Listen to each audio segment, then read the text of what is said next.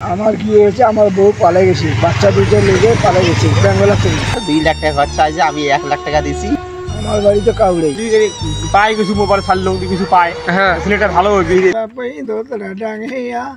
তোর গান শুনিয়া তাকি। ছেলেটার বাড়ি কাউরেই স্কুল মসজিদের পাশে, উকুড়াবাড়ি অঞ্চলের বাসিন্দা।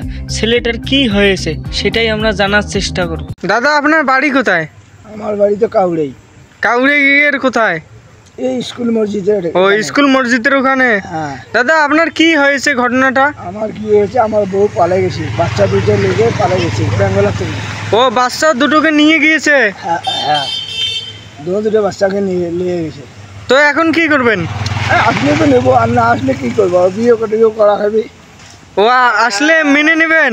হ্যাঁ। ছেলে দুটো আপনার? একটা মেয়ে একটা ছেলে। ও, তো আপনার কি দেখুন হয়েছে অসুখ একটা? এই আমার একটা টিউমার হয়েছে তো, হ্যাঁ। অপারেশন করেছি, কিছু পাইকে সাফ করছে।